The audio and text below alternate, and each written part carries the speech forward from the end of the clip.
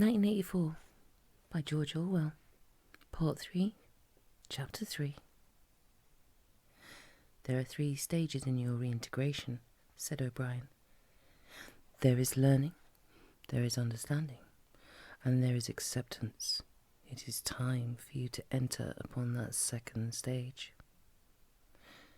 As always, Winston was lying flat on his back, but of late his bonds were looser.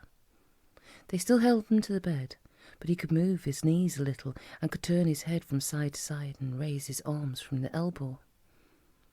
The dial also had grown to be less of a terror.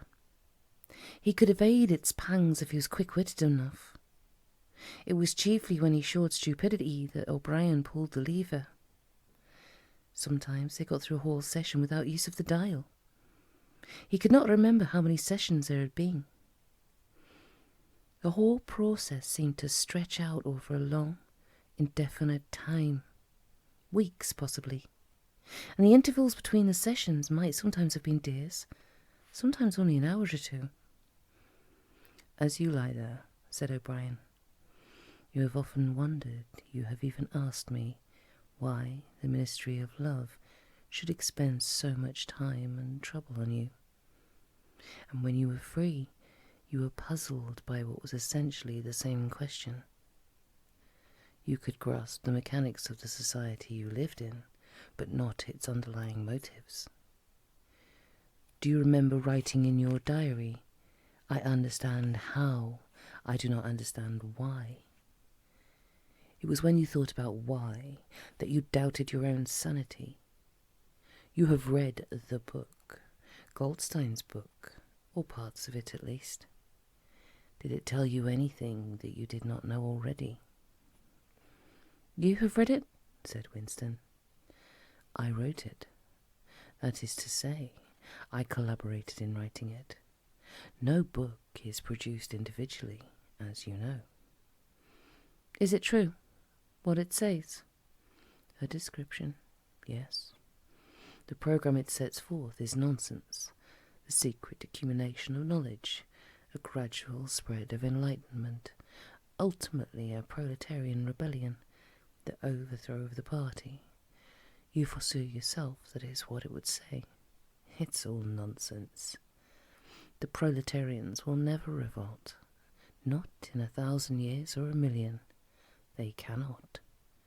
I do not have to tell you the reason. You know it already.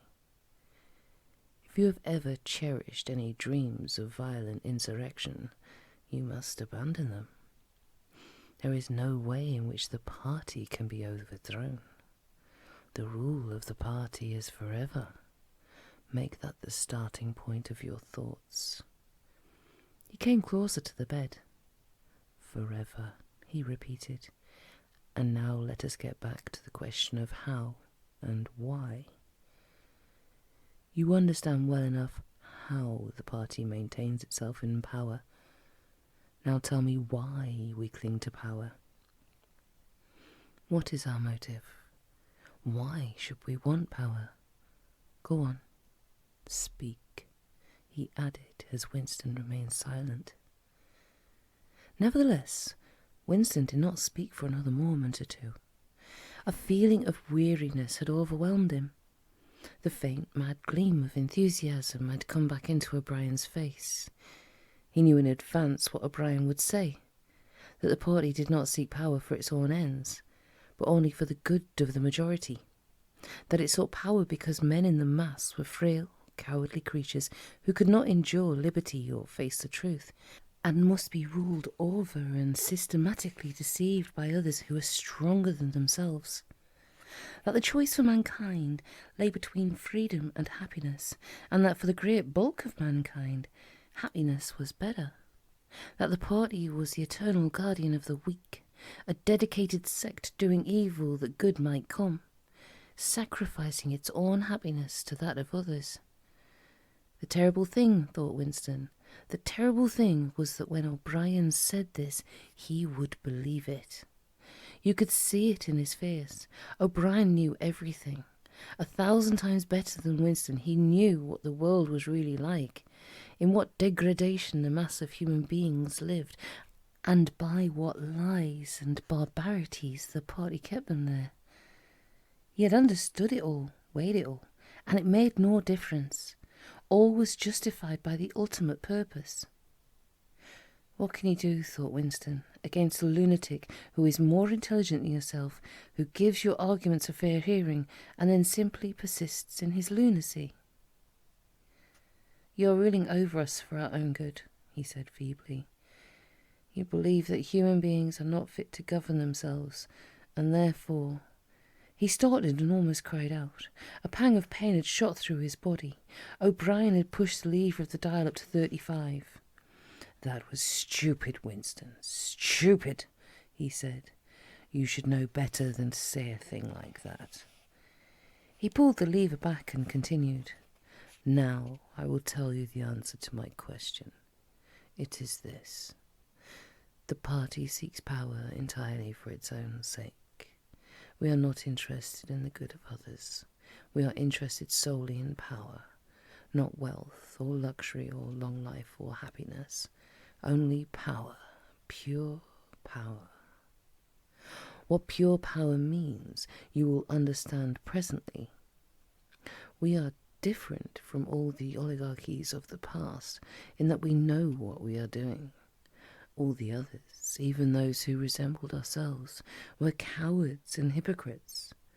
The German Nazis and the Russian communists came very close to us in their methods, but they never had the courage to recognize their own motives. They pretended, perhaps they even believed, that they had seized power unwillingly and for a limited time, and that just around the corner there lay a paradise where human beings would be free and equal. We are not like that. We know that no one ever seizes power with the intention of relinquishing it. Power is not a means, it is an end. One does not establish a dictatorship in order to safeguard a revolution. One makes the revolution in order to establish the dictatorship. The object of persecution is persecution. The object of torture is torture. The object of power is power.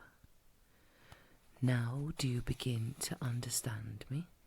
Winston was struck, as he had been struck before, by the tiredness of O'Brien's face. It was strong and fleshy and brutal. It was full of intelligence and a sort of controlled passion before which he felt himself helpless, but it was tired. There were pouches under the eyes, the skin sagged from the cheekbones. O'Brien leaned over him, deliberately bringing the worn face nearer. "You are thinking," he said, "that my face is old and tired. You are thinking that I took of power, and yet I am not even able to prevent the decay of my own body. Can you not understand, Winston, that the individual is only a cell? The weariness of the cell is the vigour of the organism. Do you die when you cut your fingernails?" He turned away from the bed and began strolling up and down again, one hand in his pocket. "We are the priests of power," he said.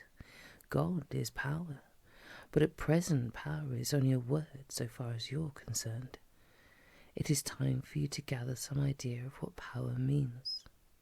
The first thing you must realize is that power is collective. The individual only has power insofar as he ceases to be an individual. You know the party slogan, freedom is slavery. Has it ever occurred to you that it's reversible? Slavery is freedom. Alone, free, the human being is always defeated. It must be so, because every human being is doomed to die, which is the greatest of all failures. But if he can make complete, utter submission, if he can escape from his identity, if he can merge himself in the party so that he is the party, then he is all-powerful and immortal. The second thing for you to realize is that power is power over human beings. over the body, but, above all, over the mind. Power over matter, external reality as you would call it, is not important.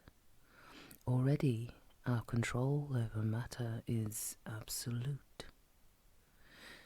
For a moment, Winston ignored the dial. He made a violent effort to raise himself into a sitting position and merely succeeded in wrenching his body painfully. "But how can you control matter?" he burst out. "You don't even control the climate or the law of gravity, and there are disease, pain, death."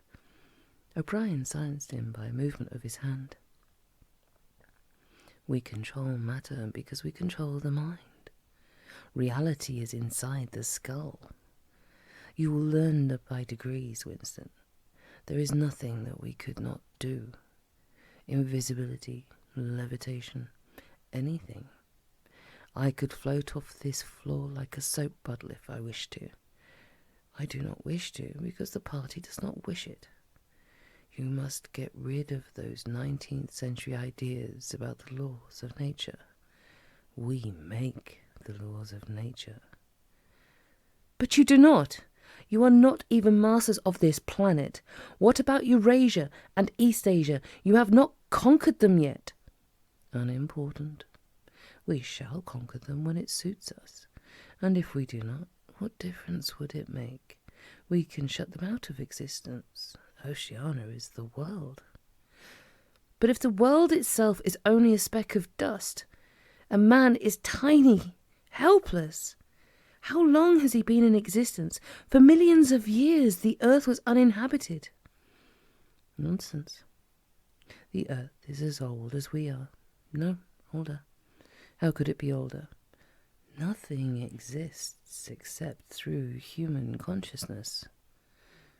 "But the rocks are full of the bones of extinct animals, mammoths and mastodons and enormous reptiles which lived here long before man was ever heard of." "Have you ever seen those bones, Winston?" "Of course not. 19th century biologists invented them. Before man there was nothing. After man, if he could come to an end, there would be nothing. Outside man there is nothing." "But the whole universe is outside us. Look at the stars. Some of them are 1,000,000 light years away. They are out of our reach forever." "What are the stars?" said O'Brien indifferently. "They are bits of fire a few kilometres away. We could reach them if we wanted to, or we could blot them out. The earth is the centre of the universe. The sun and the stars go round it." Winston made another convulsive movement. This time he did not see anything. O'Brien continued as though answering a spoken objection. "For certain purposes, of course, that is not true. When we navigate the ocean, or when we predict an eclipse, we often find it convenient to assume that the earth goes round the sun, and that the stars are millions upon millions of kilometres away. But what of it? Do you suppose it is beyond us to produce a dual system of astronomy? The stars can be near or distant, according as we need them. Do you suppose our mathematicians are unequal to that? Have you forgotten doublethink?" Winston shrank back upon the bed. Whatever he said, the swift answer crushed him like a bludgeon. And yet he knew that he was in the right. The belief that nothing exists outside your own mind, surely there must be some way of demonstrating that it was false. Had it not been exposed long ago as a fallacy? There was even a name for it, which he had forgotten.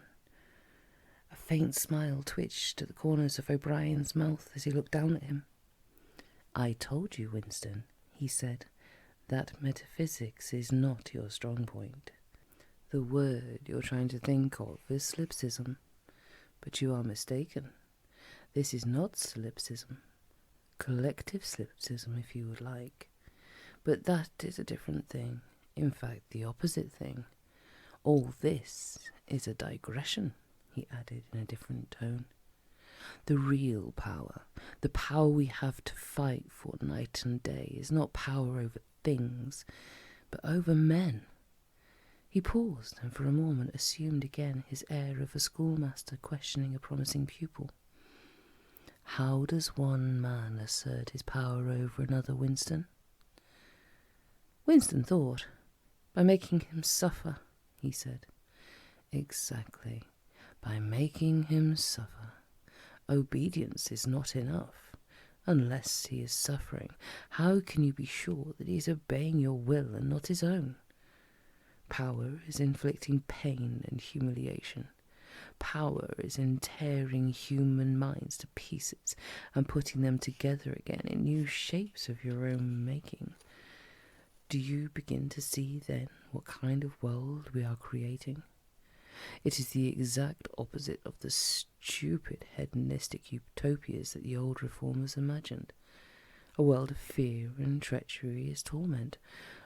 A world of trampling and being trampled upon. A world which will grow not less but more merciless as it refines itself. Progress in our world will be progress towards more pain. The old civilizations claimed that they were founded on love or justice. Ours is founded upon hatred. In our world there will be no emotions except fear, rage, triumph, and self-abasement. Everything else we shall destroy. Everything. Already we are breaking down the habits of thought which have survived from before the revolution. We have cut the links between the child and parent, and between man, and between man and woman. No one dares trust a wife or a child or a friend any longer. But in the future there will be no wives and no friends. Children will be taken from their mothers at birth, as one takes eggs from a hen. The sex instinct will be eradicated. Procreation will be an annual formality like the renewal of a ration card. We shall abolish the orgasm. Our neurologists are at work upon it now. There will be no loyalty except loyalty towards the party. There will be no love except the love of Big Brother. There will be no laughter except the laugh of triumph over a defeated enemy. There will be no art, no literature, no science. When we are omnipotent, we shall have no more need of science. There will be no distinction between beauty and ugliness. There will be no curiosity, no enjoyment of the process of life. All competing pleasures will be destroyed. But always, and do not forget this, Winston, always there will be the intoxication of power, constantly increasing and constantly growing subtler. Always, at every moment, there will be the thrill of victory, the sensation of trampling on an enemy who is helpless. If you want a picture of the future, imagine a boot stamping on a human face forever. He paused as though he expected Winston to speak. Winston had tried to shrink back into the surface of the bed again. He could not say anything. His heart seemed to be frozen. O'Brien went on. And remember that it is forever. The face will always be there to be stamped upon. The heretic, the enemy of society, will always be there, so that he can be defeated and humiliated over again. Everything that you have undergone since you've been in our hands, all that will continue, and worse. The espionage, the betrayals, the arrests, the tortures, the executions, the disappearances will never cease. It will be a world of terror as much as a world of triumph. The more the party is powerful, the less it will be tolerant. The weaker the opposition, the tighter the despotism. Goldstein and his heresies will live forever. Every day, at every moment, they will be defeated, discredited, ridiculed, spat upon, and yet they will always survive. This drama that I have played out with you during 7 years will be played out over and over again, generation after generation, always in subtler forms.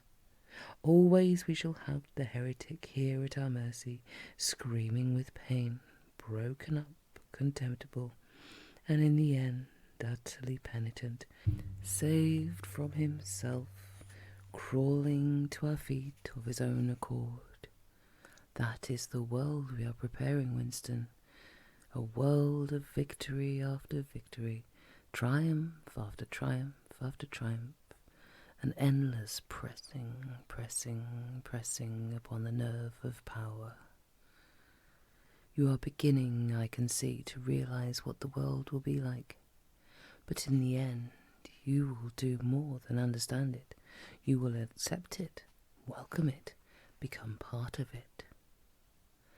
Winston had recovered himself sufficiently to speak. "You can't," he said weakly. "What do you mean by that remark, Winston?" "You could not create such a world as you have just described. It is a dream. It is impossible." "Why?" "It is impossible to found a civilization on fear and hatred and cruelty. It would never endure." "Why not?" "It would have no vitality. It would disintegrate. It would commit suicide." "Nonsense. You are under the impression that hatred is more exhausting than love. Why should it be? And if it were, what difference would that make? Suppose that we chose to wear ourselves out faster. Suppose that we quicken the tempo of human life till men are senile at 30. Still, what difference would it make? Can you not understand that the death of the individual is not death? The party is immortal." As usual, the voice had battered Winston into helplessness.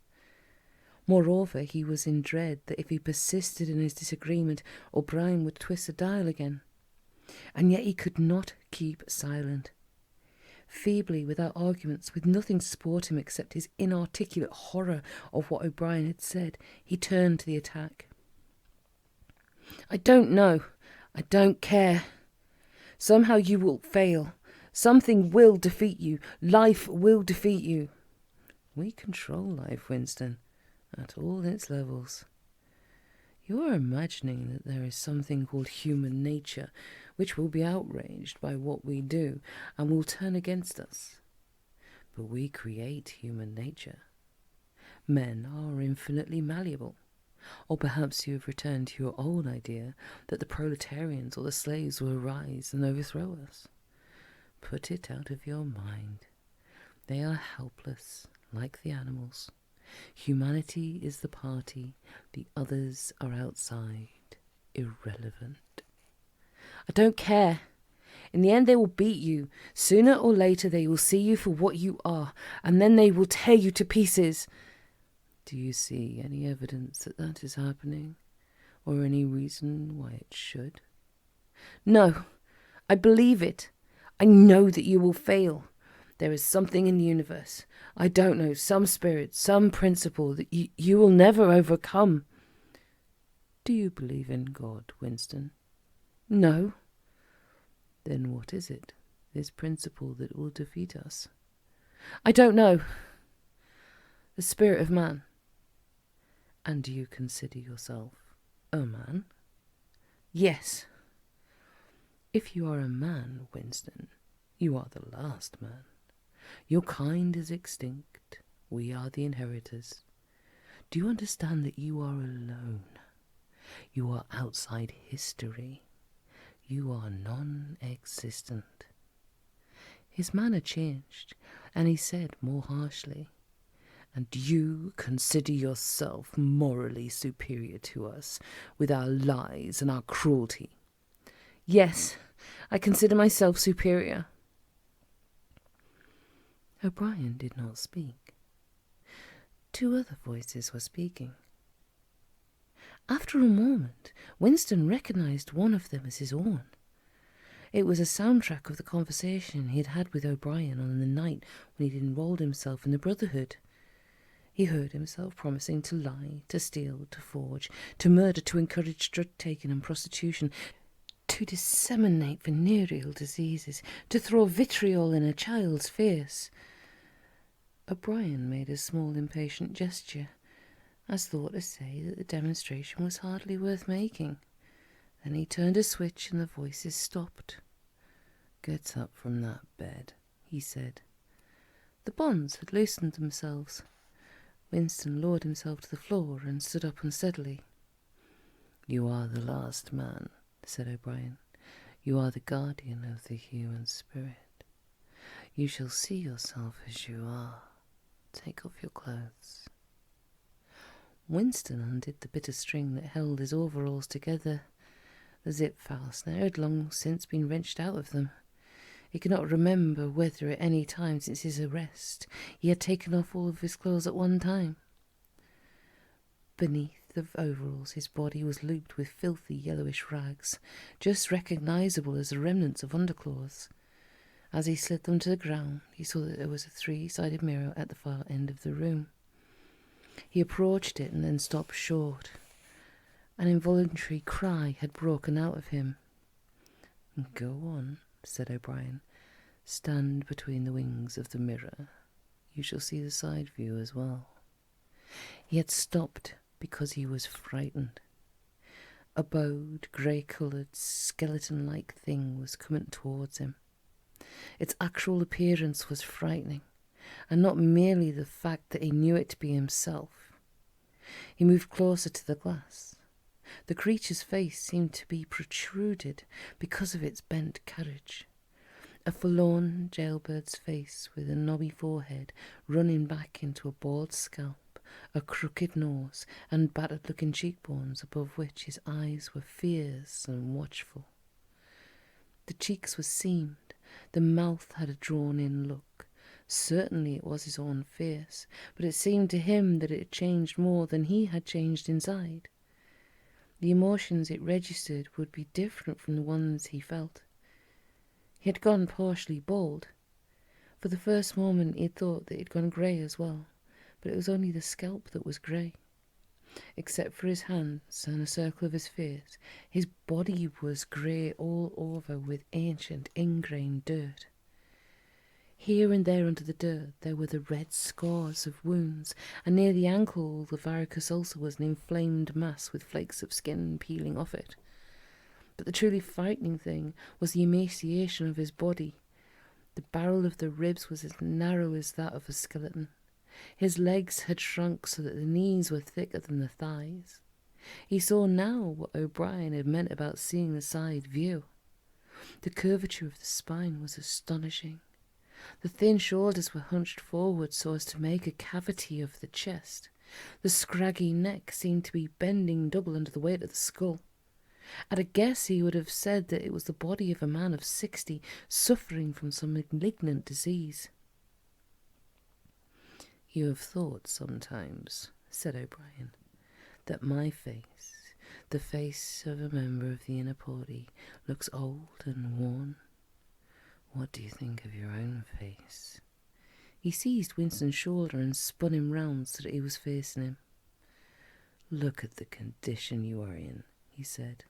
"Look at this filthy grime all over your body. Look at the dirt between your toes. Look at that disgusting running sore on your leg. Do you know that you stink like a goat? Probably you've ceased to notice it. Look at your emaciation. Do you see? I can make my thumb and forefinger meet round your bicep. I could snap your neck like a carrot. Do you know that you've lost 25 kilograms since you've been in our hands? Even your hair is coming out in handfuls. Look." He plucked at Winston's head and brought away a tuft of hair. "Open your mouth. 9, 10, 11 teeth left. How many had you when you came to us? And the few you have left are dropping out of your head. Look here." He seized one of Winston's remaining front teeth between his powerful thumb and forefinger. A twinge of pain shot through Winston's jaw.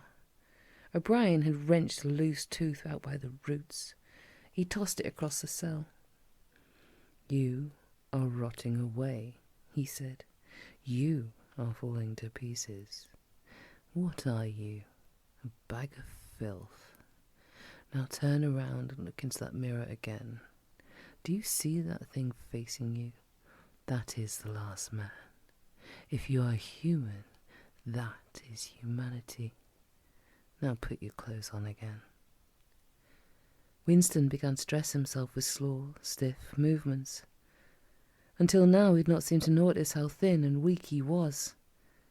Only one thought stirred in his mind, that he must have been in this place longer than he imagined. Then suddenly, as he fixed the miserable rags around himself, a feeling of pity for his ruined body overcame him. Before he knew what he was doing, he had collapsed onto a small stool that stood beside the bed and burst into tears.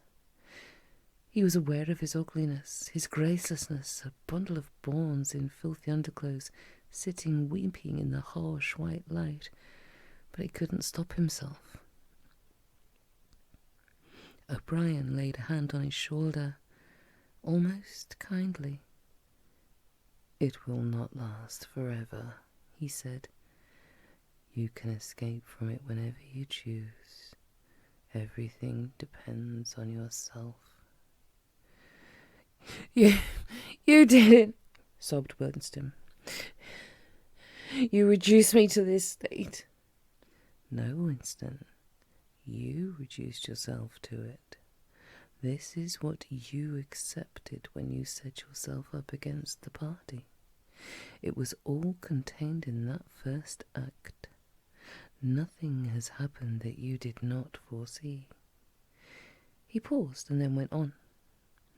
"We have beaten you, Winston. We have broken you up. You have seen what your body is like. Your mind is in the same state.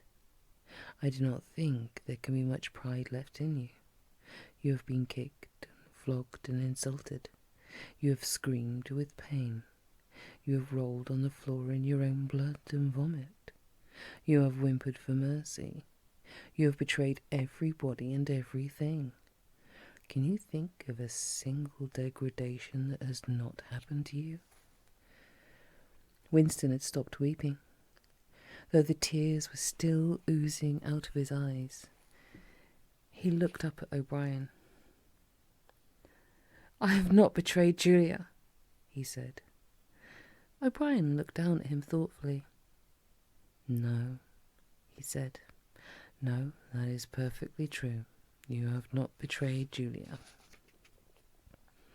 The peculiar reverence for O'Brien, which nothing seemed to be able to destroy, flooded Winston's heart again. How intelligent, he thought. How intelligent. Never did O'Brien fail to understand what was said to him.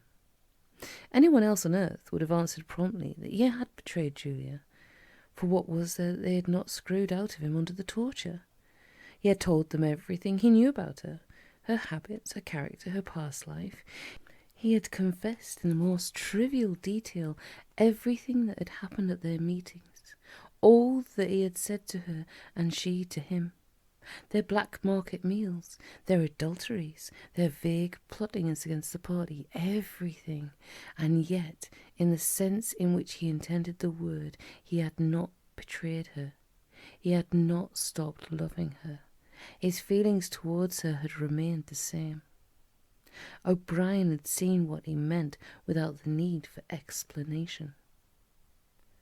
"Tell me," he said, "how soon will they shoot me?"